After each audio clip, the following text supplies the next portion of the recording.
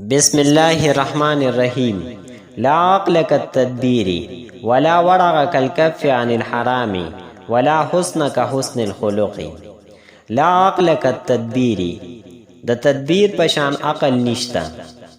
ولا ورع كالكف عن الحرام، او د حرامو نه د ځان بچ کولو پشان پرهیزګاری نشتا. ولا حسن كحسن الخلق، او د ښکلي اخلاقو پشان ښکلا نشتا. په دې ضرب المثل کې د درو بهترینو صفاتو ذکر دی. اول صفت دا چې عقل یو ښه صفت دی، خو د دې په مقابله کې تدبیر د دې نه نورم ښه صفت دی. او تقوا دا یو بهترین صفت دی، لیکن کم انسان چې ځان د حرامو نه وساتي د دې په شانتې بله تقوا نشته. او ښکلیوالی دا ښه صفت دی، خو د کم انسان چې ښکلي اخلاق وي د دې په شانتې ښکلیوالی بل نشته. لا عقل كالتدبیر ولا ورع كالكف عن الحرام ولا حسن كحسن الخلق. د دې لغوي تحقیق داسې دی چې التدبیر دا د باب تفعیل نه راځي، معنی د سوچ او فکر نه پس کار کول او د هغې په نتیجه باندې نظر اچول.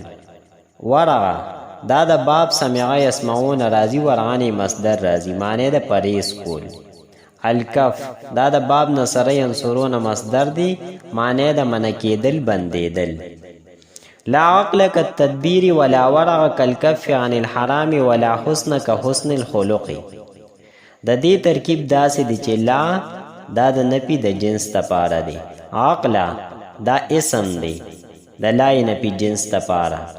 كالتدبیری دلته کې دا کاف په معنا د مثلو دی، نو مثلو مضاف التدبیر مضاف الیه، مضاف سره د مضاف الیه نه دا خبر د لای نفي جنس تپاره.